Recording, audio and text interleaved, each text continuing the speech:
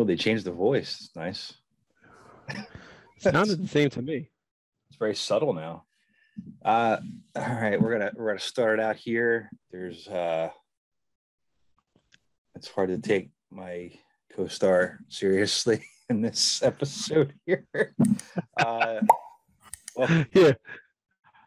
No, now I'll just be Cringer. Cringer's better, I think, in this aspect. Yeah. You can change later if you need to, but no, I'm good. Talking Overtime. That's Brian. I'm Bill, and as always, thanks for watching. If you have any ideas for the Wheel of Illusion, let us know in the comments. We'll add it to it as other ones leave the wheel and get started here. But Brian, you were just down in Florida. We want to talk about that real quick. How was it with all the protocols in place, and how was it with your family, and did you guys have a lot of fun and everything, I hope? Yeah, as far as I know, it was fantastic. I don't want to get into details about the bad parts of the trip, because if we have people who are watching this that have sensitive stomachs, there was a stomach virus going around my family for 48 hours that just destroyed the entire clan on a 20-something hour car ride down. And then we cleared out in time to enjoy everything we went to enjoy, but it was a rough go. And then followed by like the 5 best days I've ever had in my whole life. And then it was so good, I told my wife that she should just spend some money and fly them back. So they're still in Florida enjoying the sunshine, and I drove back solo. Well, that has to be at least a little something different. Have you ever made that trip by yourself? Not by myself. I've always had like a person with me. I've done it. My friend in college, we did spring break down there, so we drove all the way together. It was like, yeah, spring break. Let's go meet girls. And if you're watching, Brian's in New York area. I'm in New Jersey, so that drive is brutal. It's 16 hours from my door to Orlando is 16 hours, and then where I was staying after Orlando is like another 3 hours down. So I had to drive like 19 hours to get back by myself. Luckily, Amazon Prime has Mad Men streaming, and I just literally watched an entire season and a half on the way back, just listening the whole way. It was fantastic. I gotta say. Not a sponsor. No, not a sponsor, just a really good show. I'm glad you were able to get out for a little bit, do something different other than, nothing. So that's always a plus. Yeah. That was the first time in a year we did anything huge. And the Mets and Phillies tied at 0 in the third. And the Flyers aren't losing by 9. I really wish we had Zach Wheeler. I really do. I'll tell you what, that was, baseball talk. That was one of the better. Sorry, guys. Better overall sports performances I've seen. As long as he's healthy, you got a good guy there. Yeah, I mean, money wise, yeah, okay, whatever. Did we overpay? Sure, but God, 2 RBIs. That's what you do for pitching. Now you overpay. A 1-hit shutout. Look. 7 innings, 10 strikeouts. I was just like, okay, the Phillies actually have the Phillies have pitching this year, so that's a plus. And this is the Mets' first game because of COVID protocol. Yep. But so the DeGrom, who's like, if anybody doesn't know what a Cy Young Award winner is, that's the best pitcher in baseball per, And he is. Yeah, he is. He's usually up there as like one of the contenders, and so they're going against the Phillies' 4th starter out of 5. So you can kind of get the discrepancy. It is what it is. I don't, no, I'm just explaining, portion of it. I don't want to take anybody away from this episode, and hopefully it didn't cook away yet, but we're going to skip to this point for not baseball talk. Yeah.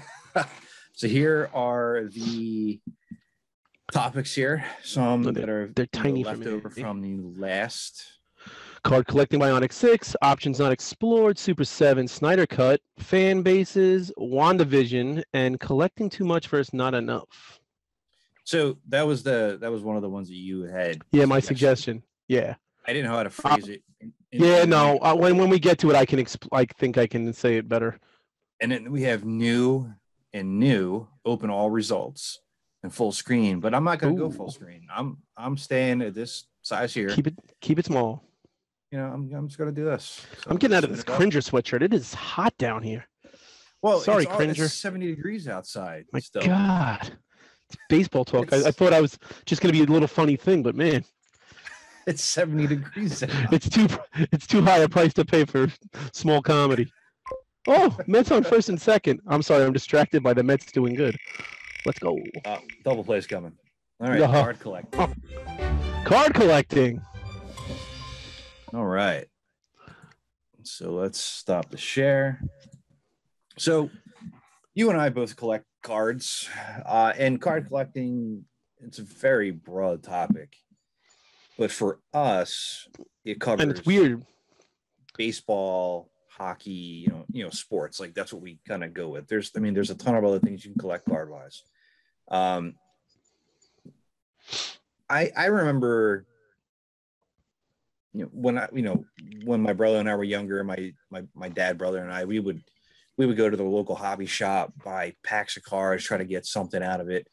It was like something that we could do as a family, and we collected. It's the only hobby my family ever did together. Like my dad, my brother, and me. My dad didn't like comic books.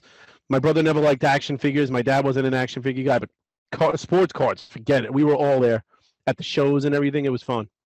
We did the same thing. And my dad collected Wayne Gretzky, which was a good idea on his part. I collected John LeClair, which was not a good idea on my part. He was a great player, but his cards are next to nothing. You can still probably get the same price for them back then that you can now. Yeah. But they're, you go for the rookie cards, you go for, the players that you grew up watching, you try to find that rookie card. You try to find, like, I don't have much room in my collection of anything for like, hey, that really special card of something. I have some, like, the jersey patch or the autograph or, whatever else. So I don't know. Like, oh, hi. Dogs here. I don't know. You just came downstairs and I'm like, all right, sit with me. Stupid dog.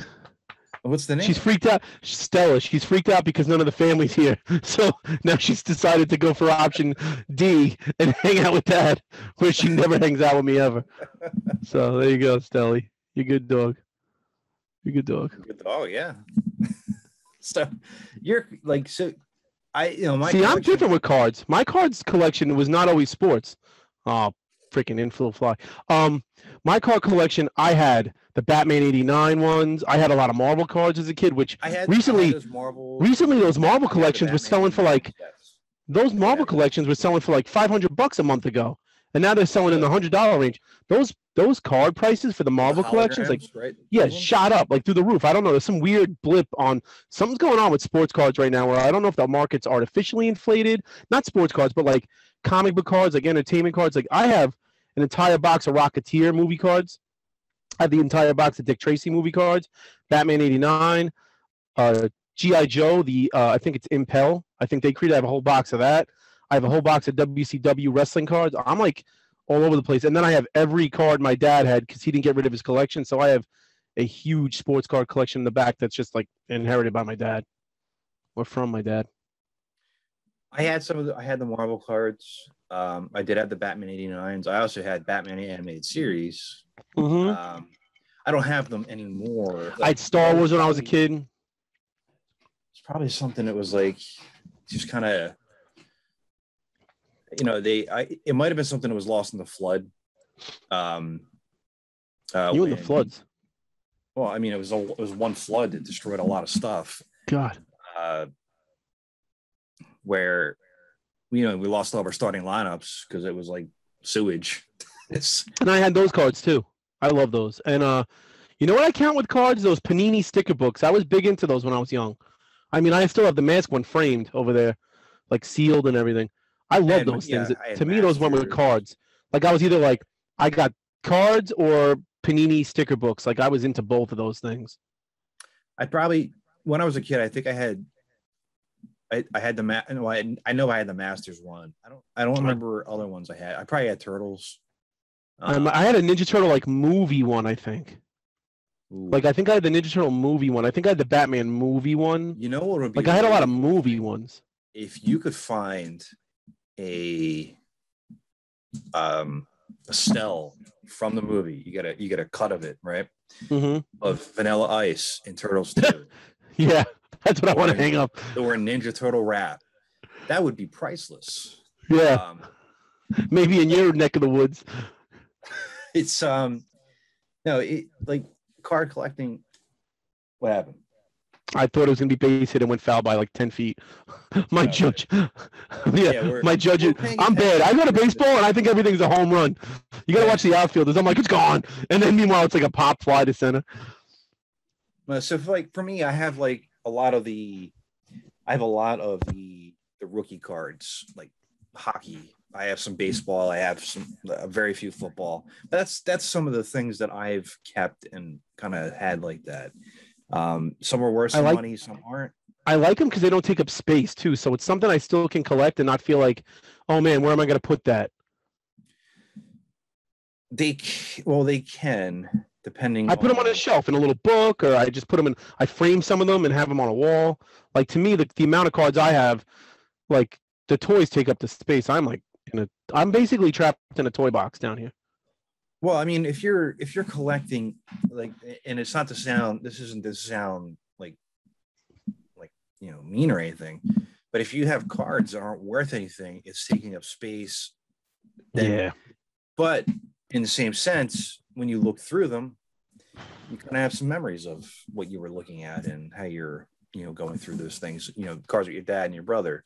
Yeah, that's all the cards I have. I keep just nothing's worth a thing. As far as I know, I mean, I have a couple of cards that might be, but I just like there's all sentimental. Like I bought a card off of eBay like a month ago that was $1, and I wanted the Boomer Esiason rookie. Was it the Lindros? The Lindros was $1 shipped. Like that thing was $1 shipped. I don't know what that guy. Why are you selling something for $1 shipped? What are you making out of that? By the time the fees come out, you have to ship it. The same guy that sold me that animation cell I have over there of Matt grabbing Miles. I got it for $1 shipped. What are you doing? I would rather just throw it away at that point, to be honest, because then you have to go to the post office. I actually got a Stridor a couple years ago. You know the horse that Fisto walks around in? Yeah. I got a Stridor, the horse. I got it for $12 shipped. And the guy was shipping it from Pennsylvania. And after he shipped it, he's like, you owe me money. It costs more to ship than you paid total. And I'm like, sorry, dude. Like, you should have charged more for shipping. I don't know. I wasn't about to go back. And I didn't even feel bad because he was such a jerk about it. Yeah. No, I mean, that can also, you have guys that charge like $50 for shipping for like something because they're worried about getting ripped off on their side. Yeah, come on. And it was like, and the shipping doesn't get charged as much. I don't think they hit that for eBay fees if the fit shipping. I don't think they count that towards the fees. Correct. I don't think so. So, but no, it's card collecting. The market was hot for a long time, and it just fell off. Like comic books, it just crashed. Wait, can I do this part? So, if you guys have any cards you like to collect, you can leave them and talk about them in the comment section below. No, and there's other cards out there that we might not. So you're better at that part. I can't segue into the next segment. Well, let's segue. The Mets got out. The Phillies got out of the. No, the Mets. It's still bases loaded, 2 outs. Let's go. Oh no, I'm watching something that's a little bit quicker. Oh no! So it's going to be bad. It's going to be bad for the Mets right now. Oh, grounded out to second base. You are clairvoyant. Damn it. So we're going to share a screen, but no, if other cards you collect, it can be anything really. There's 10 trillion different kinds of cards you can collect. That's a factual estimate. Yeah, there are 10 trillion. I guess. I don't know. But no, there's a lot you can actually collect, and sports are not the only thing. So you do want to hear more about what else you might collect. Are you seeing a car commercial with an elephant, or are you ahead of me and the elephant already crossed the road? I'm not actually watching the feed here. I'm watching something else that'll let me know if I have to cry before hand. Oh, you're cheating. All right, let's spin it up. Come on, Snyder Cut. Let's go. Because we're going to talk about that 2 months from now when nobody gives a crap anymore. This is all you. This is for well, Chris. Because I literally know nothing about Bionic 6. This is for Chris the Man Sizemore. Wait. So you're just going to step aside? No, Bionic 6 was that short-lived one-series toy line that gave you a huge play set. Again, let me just walk this over, I think. Gave you a huge play set. Am I on it? Am I good? You look fantastic. No, is the play set on it? Yeah, I can see part of Brave Star's stuff there. Oh, then up a little bit. How about that? There you go. Yeah, there you go. So there's the play set. I have all 12 figures. They had 6 bad guys, 6 good guys. Wow. And I think they had the big monkey guy. I have some mint on card dudes. They're very expensive right now. They are pricey. Like all the vehicles, the van, the quad runner, the motorcycle, they'll go for like 50 to like 50s at steel. If I saw one for 50, I'd buy it right now. They go for about $100. The van goes for like $2. How many? The place that goes for like $500. Show? One long season, like Mask's first season. I think there's like 65 episodes, and the very last episode of Bionic 6, and I watched it like a year ago. I binged the whole show on YouTube. Quality's horrible, and the show's not available on DVD except for bootleg. The last episode of the Bionic 6 has this weird, like fourth wall breaking, acknowledging that they're in a cartoon kind of thing. Like, wait, are we a cartoon? It's very odd. The last episode's like kind of trippy, and they almost like acknowledge that they were a cartoon the whole time, and it's almost like a wink at the viewer. It's weird, but the shows it's as good as Mask. The animation is as good as any 80s show. Theme song rules. The premise is so good. Again, like I said in the Chris thing, I think Bionic 6 missed because action figures after 85 were hit and miss, and I feel like toy lines weren't catching. Produced the toys. Ooh. Yeah, LJN did produce the toys, and again, LJN toys, I like them. I like I have that's like an LJN shelf. I have the wrestlers. I have the LJN wrestlers. Video games are trash. And then I have the Bionic 6. I have like a little LJN. I didn't even realize I did that, but I have like LJN World over there. The Bionic 6 figures, even without the accessories, are cool. Like G.I. Joe, if I don't have the accessories, I feel like my figure's not complete.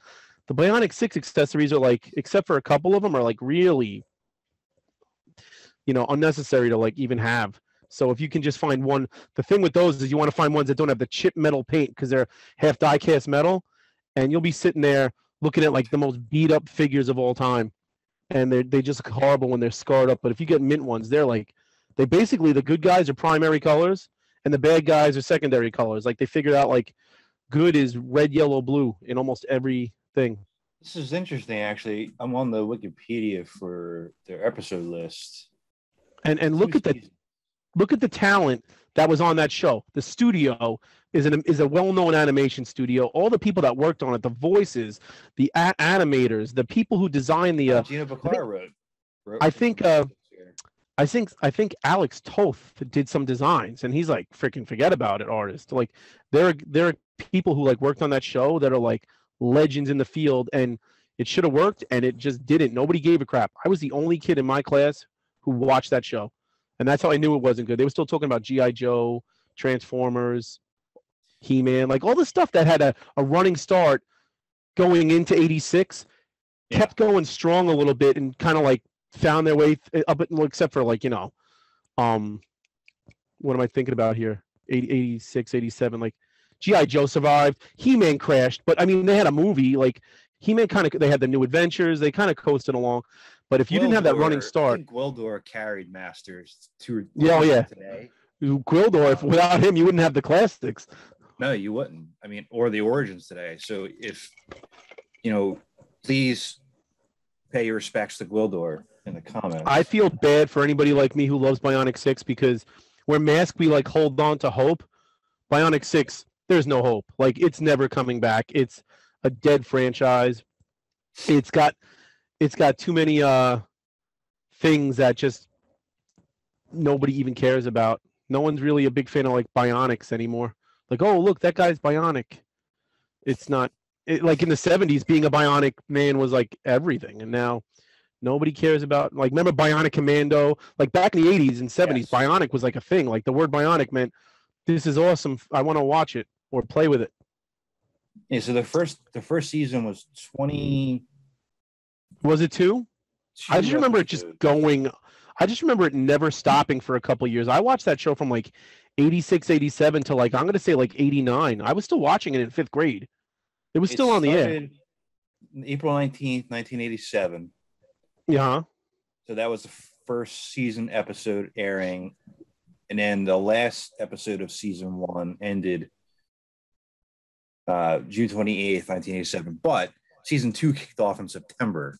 It's like 3 months. I don't remember like a stoppage. I remember just watching it like for like a while. It was also like, you were out. It's summertime. It's like, yeah, it's different. You're more, indoors again. It's gonna like kick, it'll kick back in. But it is a weird. And the show has a little bit of the 80s tokenism that every toy line had, whether it was G.I. Joe with Spirit. Like Bungie is the karate guy just because he's the Asian kid. So they just made him karate. His nickname's literally Karate One. So there's a little bit of like that, like, Nevada Rushmore going on with it. But like, I feel like every 80s franchise was guilty of that. And I'm not saying that maybe the creator's heart wasn't in the right place, but their brain wasn't thinking, because there's no reason that like Meg couldn't have been the karate girl. They stereotyped it and threw it at the poor Bungie. Well, at least there was some diversity in it. Oh, the show, they have adopted kids and it's super diverse. That's Bionic 6. That I like it. Yeah, nobody knows what Bionic. People don't even remember that show. It's nice to be able to get that little bit of a lesson there. And if Chris, if you're watching, please jump in the comments. Chris is my brother in Bionic 6. He's one of the few people that love it. Anybody else that might watch it or have watched it in the past, or if you know of anybody that has a release of it, because I definitely know that there isn't one. Because I did. It's just bootleg. Yeah, it's easy enough to find, but I haven't bought it yet. I'm still rooting for Justice League. Force this on the Snyder Cut. If it goes to WandaVision, it's going to be all you, because I haven't watched one episode. No. Hey, there we go. Good stuff. I didn't force it. All right. No. So I'm gonna let me begin here. You should lead, because you basically took a day off of work to watch it. I took a day off of work to watch this. That's a serious fan right there. So I remember when the theatrical version came out. I took a day off of work to watch that. Go out like early morning and check it out. It was so disappointing. I saw that movie by myself, just to say before I can go in. I saw the movie by myself, and I walked out of there thinking it was exactly like the stupid amount of cheese I wanted to watch that day, but it wasn't. It was like a so bad it's good movie. Like that day, it was so bad I didn't mind it. It was cheesy. The jokes were corny. It was so corny. Well, I mean, there's a whole story behind everything, and we can get into that in a minute. But I was disappointed by that movie. And when this movement started of, release the Snyder Cut, people were like, it doesn't exist. It's not real. So shut up. Stop. Why are you, it's a terrible movie anyway. Why do you want to watch it again? Blah, blah, blah, blah, blah. It was a fan movement. And Zack Snyder, the director, never said, no, that's not true. There was a point in time where it came about where he started showing it to people. I remember when Jason Momoa saw it before it was, trimmed up and done when he had an opportunity to redo it with HBO Max. Jason Momoa was freaking out by it, and you had the actors who played Darkseid and the actors who played Steppenwolf going, what movie is this in the theater? This is not going to work. Yeah. But if you don't know, Zach's daughter committed suicide during, the shooting of this, and I didn't know that. I didn't know that was how. I really Yeah, didn't. he couldn't keep working on it.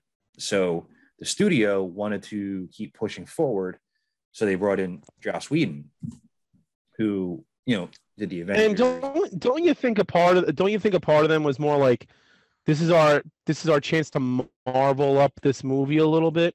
Because the minute he stepped out, I feel like they cheesed it up and tried to like make it funner, because Marvel movies are fun, and they just were trying to copy so hard. So if you're looking at the Snyderverse of things, you have Man of Steel, which I loved, it was dark. Batman vs Superman was dark, and Justice League was weird. It didn't have a tone. It was just like, here's a movie, and that was it. For me anyway. So when we saw the theatrical cut, when I saw Batman smile, I was like, what the hell's going on here? I was like, I just couldn't believe what I was watching. And it just... Did you ever see the Power Rangers movie, the newer one? No, I did not. It reminds me a lot of that. It was like cheesy, corny, stupid fun, but it wasn't good necessarily. But it has to fit. It has to fit the galaxy that you're in. It didn't fit the rest of the universe at all. It didn't. No, they were trying to take a hard right turn and hoping like they got lucky with it. But they're probably still going to try to do it, even though it was a huge success for HBO Max, WB, and Zack Snyder. But it's weird right now where they're going to go with it. I don't know. You have this. All right. So to be fair, if I was a filmmaker, a seasoned filmmaker, and I had 4 hours to tell a story, I could tell a fantastic. That's the thing. I'll lead off. I like the Snyder Cut. I really liked it, but no, I do. I love it. It's not fair to judge it. It's not. It was great. It's not fair to judge it almost as a movie. It was almost like a mini series the way it played out. They even broke it into chapters. Like, it was great in the form it is now. I don't understand how they would have made that movie shorter than 3 hours and keep it telling that same story, because it made sense this time. A lot of the things you question in the old cut, like, oh, now I get why he said that. That didn't make sense last time. Yeah, you're not wrong. I have that original theatrical version in my Amazon. Like, I bought it. I was like, how do I return this? I can't. But no, there's so many things that you get out of this, and we haven't gone too deep into this yet. Yeah, so let's throw that in the trash. I got them all. But now I'm gonna throw a spoiler thing up here in the spoiler warning and everything like that. Spoil it up. If you haven't seen the previews, the trailers, Darkseid's in it. Okay. And Darkseid wants to rule the universe. And he wants to do it through the anti-life equation, which is this methodology where you can kind of control minds. And if you're thinking to yourself, wow, that sounds similar to Thanos. Well, Thanos was stolen. The idea of Thanos was stolen directly from Jack Kirby's Darkseid. So yeah, and Jack Kirby created basically all the. Now, I think Jim Starlin was Thanos, but a lot of the mythology of like the gods, everything that DC side is basically Jack Kirby. He did all that. And they just canceled the New Gods movie too. I know, and I was looking forward to that because the guy who was writing it, I like him. I don't like him as much on Batman, but I like him in that Mr. Miracle Darkseid universe. Yeah, he's good. Tom King is good on that. But Steppenwolf tried to usurp Darkseid at some point, or that's what we kind of get out of it. And now his goal is to conquer worlds to get in his good graces again, to be allowed to go back home. So you actually kind of feel a little bad for Steppenwolf. Like, you actually, like he's trying to prove himself. He's a character. He's not just a plot device moving that's the difference between this version and that version. More than I mean, the tone is the huge difference, but the characters in this one, you're like, oh, I like Cyborg. He's got a reason for me to like Ray him. Fisher, Oh, like he that was nailed it. He did So many, phenomenal. so many good performances. Like, oh wow, the Flash. I like him. He applied for a job at that pet store. I didn't know that. Like That was a good scene. I liked it. that scene's so good. That's the best Flash scene. humor that I wish was in the original. Not Yes, oh, I there fell like in love little with the- humor. You know, Like yeah, no, like oh, like I don't know. I don't know a lot of Josh Whedon stuff. I didn't watch Buffy. I think he worked on Firefly, which people love, but I didn't watch. And yeah, I didn't watch. I think I don't know his stuff. If that's what his stuff is like, it's cheesy and dumb, and I'm not really a huge fan. So is there something that's not cheesy and dumb about Josh Whedon that I'd like? I don't know. Kind of weird that Avengers worked. Avengers just, I mean, I don't know. Maybe he's involved in that and I'm putting my foot in my mouth. Avengers worked because the tone of the universe was totally different. And all those actors had established who they were as characters heading into that movie. No, Josh Whedon directed that. Yeah. It's so much easier to write for characters that have been established in that, you know, and look, the Avengers jokes are like, you know, over the top too. Hulk smashing Loki at the end. Like it's a lot of cheesy stuff, but it just worked differently because the characters felt like themselves and not just like dumb jokes like Superman making cheesy jokes at first Justice League cut. You know, like I like being alive. What's it like? Or what was it? Yeah, itchy. Yeah, like just so dumb. Your point about character development and everything. So this movie introduced 3 characters to the league.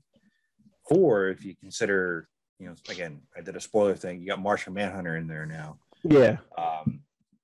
And so you had Superman and Batman already have something established.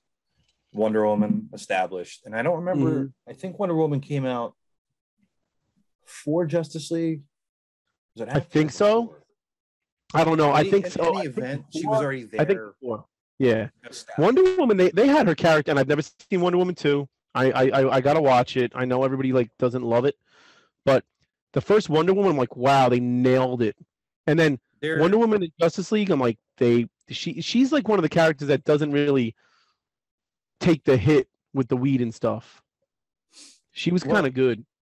The Wonder Woman character, if you're going by modern day-ish comics, she just lives for battle. You know, that's what it is. And that's what you're seeing in this movie. You know, the final scene was 10 trillion times better. So much better. Like all the stuff with them saving those families was just gone.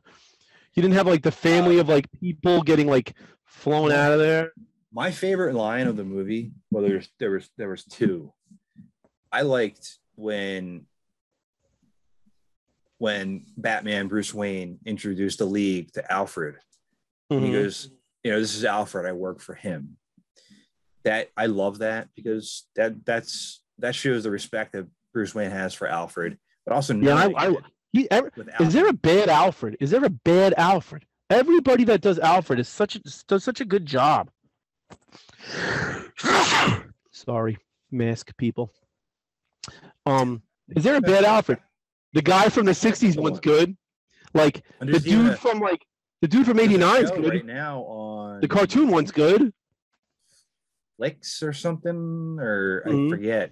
Is it the show about how Alfred's like it's about him? Yeah, I'm not that hardcore. I'm gonna watch a show about Alfred.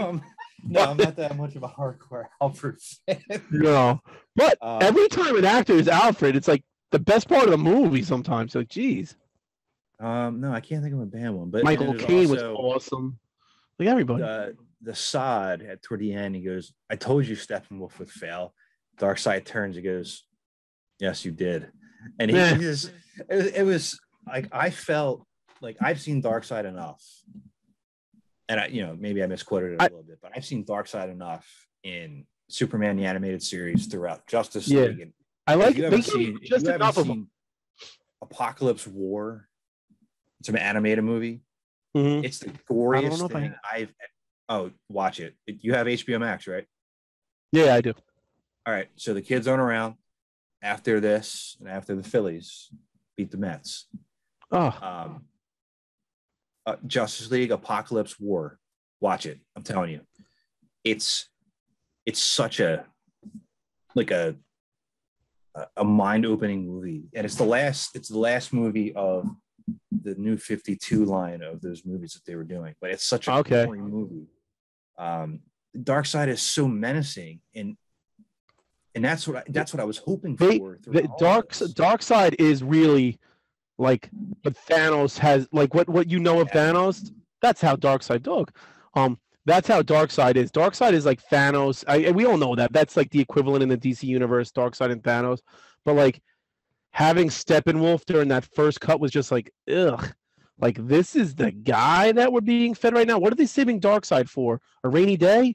Like, that movie was like make or break for them, and it broke them. They decided that was the end of the DC universe in a lot of respects, and kind of just finished up whatever was on the table, and then turned the guy from Twilight into Batman. Like, everything's smashed, and then like Henry Cavill and Superman, it got cloudy if he was even going to go forward as Superman at that point. Like that, I wonder if the cut, which has seemed to be well received, I wonder if the Snyder cut like has them go, you know what? Let's go forward and see what we got. It doesn't sound like that's the case as far as Zack Snyder's concerned, though, because he said in interviews it's done. Well, but I mean, money talks, right? For him, he got $70 million from AT&T, HBO to finish this movie. He didn't take any money from it, from my understanding. That's what I read that today. He finished the movie up. He did it for the fans, did it for me and you and everybody else that wanted to see what he wanted to have in this movie. Now, naturally, he added that Joker scene at the end, but he did it because he never thought that his Joker and Batman would ever be able to talk together and be able to interact together. I almost wish that scene didn't happen, just because it's the biggest tease of all time, and if the movies don't go forward, it sucks to know we're not getting whatever that was going to be.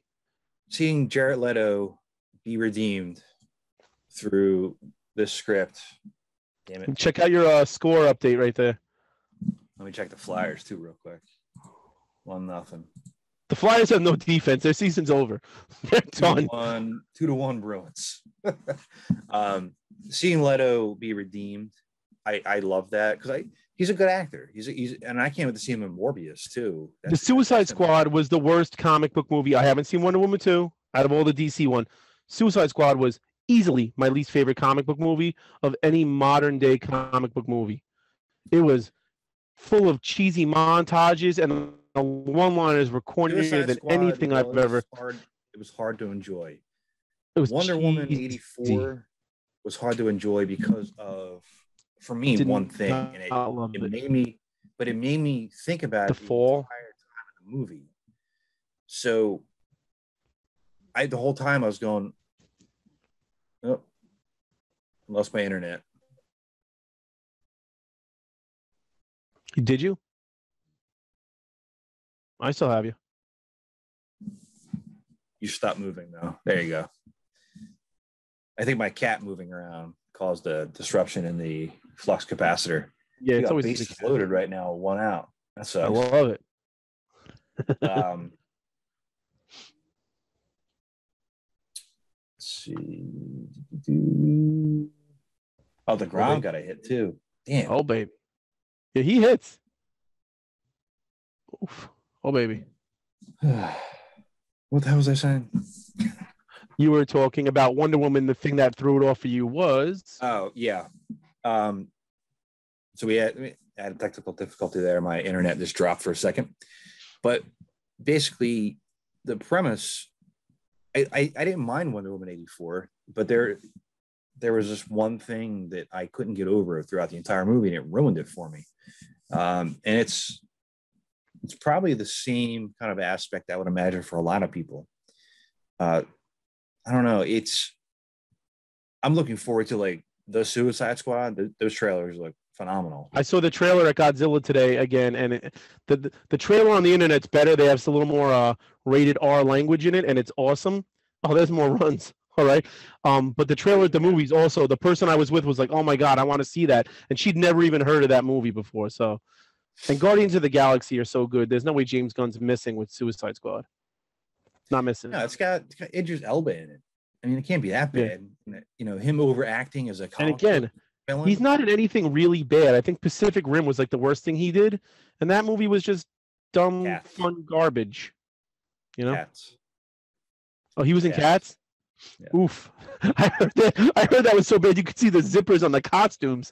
Like He I was in heard you could Cats. see like human hands. was, Like they forgot to I like never saw decorate the some of the movie. background extras. He was like the main bad guy. Oh, was he? He was like I don't know. When I was a kid and that Cats commercial came on, I used to like just run out of the room. I hated that stupid thing, and it was on every morning during the news. Cats, the most At the Winter magical- Garden Theater. Dun, dun, dun, Yeah, dun, the dun, Winter dun, dun, dun, dun. And I'd be like, Mom, turn off Eyewitness News. I'm sick of the same commercial. No, he was in Cats. Oh, okay. So I'm wrong about Idris Elba. Totally wrong. But you know, Yeah, he needed a house. He needed a new house, so he took the. let me make sure. Cats I job. don't want to disgrace Idris Elba's name unless I'm actually correct on this. Go to his Wikipedia. If he's in Cats, then he must have needed a new beach house in Malibu or something. Because that's like the Ishtar of modern movies, Yeah, just okay. where everybody's. Oof. I just want You to were make right. sure.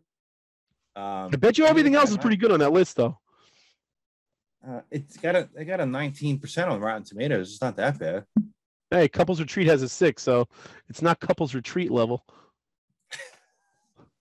But overall, you take the two movies, put them together, you know, side by side, and you look at the differences. It's unprecedented that you have this happen. Number one, what other studio, what other entity, like W&B had literally nothing to do with this other than I think HBO needing a launching point, and like I think COVID kind of helped, man. With no movies coming out, I feel like stuff like this is ripe to happen, like stuff that you can enjoy at your house, and HBO Max is like needed something to like get people to buy, and I feel like Justice League got a lot of people going, I'm going to get HBO Max. I really do. I'm trying to think of other movies that were so terrible That they if could there was totally reboot. like if there was like Or, a like, fan remix. back to say fix it, you'd probably be the Masters movie. Oh, kill Goldor. If that was a I don't know. I don't know if you can go back and do that stuff over. I'm not a fan, but Dragon Ball Z. I know that movie, the adaptation of that was terrible. Here, I'm gonna admit something right now. Look, I own this too. That Power Rangers movie. I have two really dumb, stupid movies right here that I paid money for. You know, there are movies that you can definitely remake and like make better, but the demand might not be there. You know. Well, I mean, I'm still looking at the Cats thing here. I don't think you should remake that. I think I think I think with this movie it was like really just I don't want to say miracle, but it was like almost like the perfect storm for this to happen. Snyder had an original vision. They brought in another guy. The movie bombed. If the movie was a hit, the Snyder version never happens. I'm sorry. If Justice League was well received, the Snyder version could get in the water. There. And then DC hasn't really had a hit since Wonder Woman. 84 got delayed, and then it turned out like most people that I know did not like it. And I'm not talking comic book geeks who are hard on movies. Like the average person who I know in my life who loves superhero movies. My wife. Said, oh, that was long. It was sleepy. I fell asleep. It sucked. It was boring. You love the first one. The first one's great. And like I just don't see the DC universe. It's like my favorite DC movie might be this one. And I know, look, I'm biased because I love this character. But like Shazam's awesome. It's fun. It's the perfect little comic movie. It's not deep. It's just the guy plays this guy. What's his name? Zach Levi. Is that his name? Yeah. Zach Levi does like a great job pulling off the kid in a man's body. I mean, I think I pull that job off every day. But it's funny. The one thing I want found being funny ripped. The kid is so serious, but then. Captain Marvel, Shazam is and child. And they took this version straight from the modern retelling of Shazam from I think it was the Jeff Johns books, because in the Jeff Johns book they have Billy Batson as like this orphan who joins this like group of like kids at like a house, and he like basically becomes friends with the kid with the crutches and then beats the crap out of the bullies, and he's kind of like a tough kid. Like he's not like I some love happy that go, movie. oh gee, I get to be Shazam now. Oh gee whiz. Like it's almost like the adult version of him is having more fun than the kid version of him. I'm Like trying to where think. the So kid you're version talking should like be the DC, fun guy. the DC extended universe movies, right? That's your favorite Mhm. one right now. Yeah, definitely. It doesn't even come close. Like the other ones, I mean, Birds of Prey was fun, but it wasn't like great. It was just fun. It was better than For Suicide me, Squad. I mean, as weird as it's going to sound coming from a huge Batman fan, I still like Man of Steel the most out of Hey, this I interpretation. was gonna say this is the ending of this movie is a little over the top. I got so sick of watching buildings collapse and laser beams, and it was just like, all right, like Bruce too Wayne much. hated it. You know, he was yelling at Yeah, everybody. that look.